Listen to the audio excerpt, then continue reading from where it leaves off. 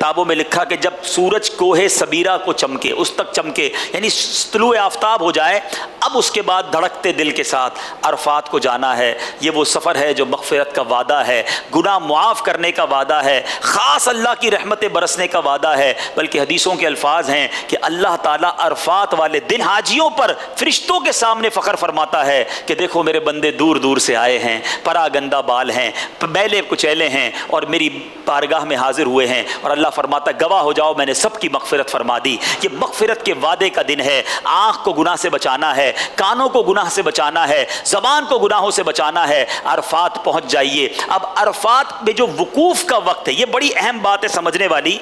जो अरफात का जो रुकने आज़म है ये हज का, इसका जो वक्त शुरू होता है ना वकूफ़ का, जैसे ही ज़ोहर का वक्त शुरू होगा वैसे ही वकूफ़ अरफात का वक्त शुरू हो जाएगा। यानी कोई ज़ोहर का वक्त शुरू होने के बाद अगर अरफात के मैदान में एहराम की हालत में मौजूद है वो हाजी हो गया, उसका हज यानी हज का रुकने आज़म कंप्लीट हो गया। अच्छा, वक्त कब तक है? दूसरे दिन सुबह सादिक तक। कोई भी इस दौरान इस पूरे वक्त के अंदर एहराम की हालत में चाहे अरफात की फ़ज़ाओं से गुजर जाए तो वो हाजी हो जाएगा। लेकिन गुरूब आफ्ताब से पहले अब निकलना नहीं, ठीक है? जो गुरूब आफ्ताब से पहले अरफात के बाहर आ गया उस पर दम हो जाएगा। जो फजर का वक्त है एक्सपेक्टेड, यानी जो उन दिनों में फजर का वक्त होगा वो 4:47-48 है। तो मोटा हिसाब पकड़ लेते हैं, आपने 4:50 से पहले फजर नहीं पढ़नी है, ठीक है? ये फजर का वक्त मैं क्यों बता रहा हूँ ये अभी आगे बताता हूँ, मुज़दलिफ़ा में काम आएगा। और मगरिब का वक्त जो है उन दिनों में 6:40 यानी आप 6:45 पकड़ लें। आपने अरफात को 6:45 बजे से पहले नहीं छोड़ना, ये याद कर लें। कितने बजे से पहले? 6:45 पक्का टाइम हो जाए फिर अरफात से बाहर निकलेंगे, चाहे कोई कुछ भी कहे हमें, ताकि आपका पक्का मगरिब का वक्त हो गया हो। अच्छा, अरफात की नमाजें कहाँ पढ़नी है? ज़ोहर के वक्त में ज़ोहर, असर के वक्त में असर अपने ही खैमों में अदा करेंगे, ठीक है? मगरिब वहाँ नहीं पढ़नी है। मगरिब का वक्त हो जाएगा मगर मगरिब आपने वहाँ अदा नहीं करनी। मगरिब और इशा आपने कहाँ पढ़नी है? मुज़दलिफ़ा में पढ़नी। ये भी अल्लाह की शान है। देखो नमाज का टाइम हो गया मगर नमाज नहीं पढ़ेंगे। अच्छा, मगरिब और इशा पढ़नी कब है? इशा के वक्त में, मगरिब के वक्त में नहीं पढ़नी। इशा का वक्त शुरू हो जाएगा उसके बाद कहाँ पढ़नी है? मुज़दलिफ़ा में पढ़नी है।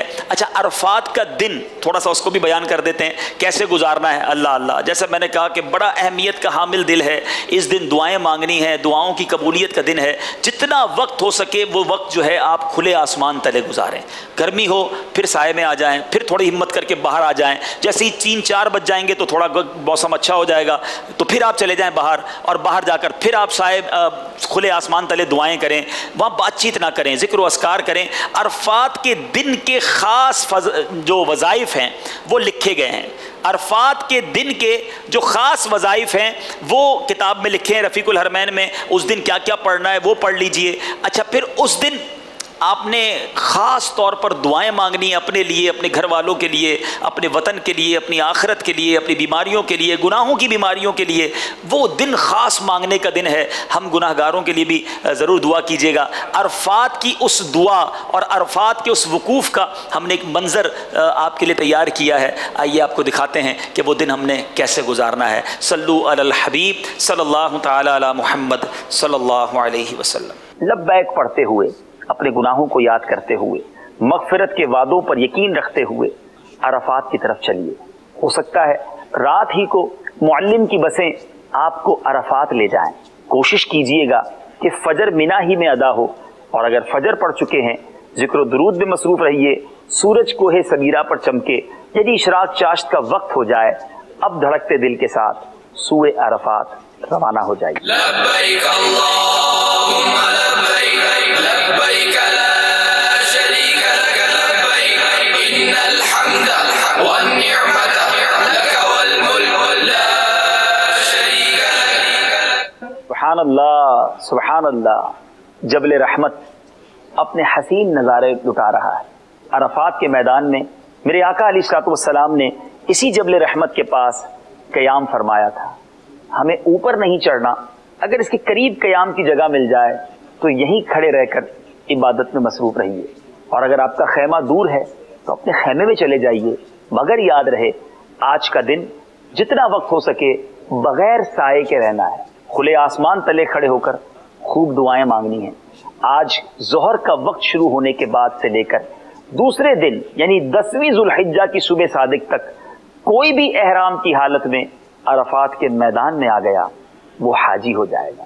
اے میرے میٹھے اور پیارے اسلامی بھائیوں، عرفات کے میدان میں دوپہر کے وقت سے پہلے غسل کر لیجئے، یہ سنت ہے، اور اس کے لیے کوشش کریں گے تو موقع مل جائے گا. اور اگر غسل نہ کر سکیں تازہ وضو فرما لیجئے.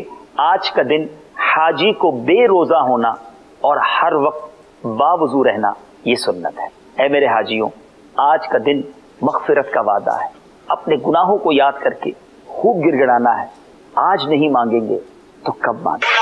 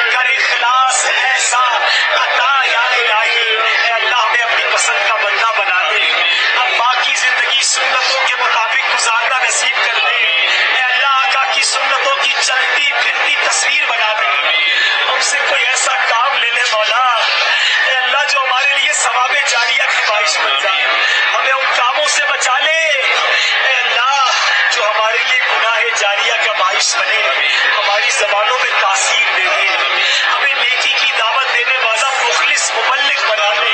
اے اللہ ہمیں لوگوں کو نمازوں کی طرف بلانے والا بنا دے، نیکیاں پھیلانے والا اور برائیوں سے بچانے والا بنا دے. اے رب کریم ہم سب کو دعوت اسلامی کا مخلص مبلغ بنا دے.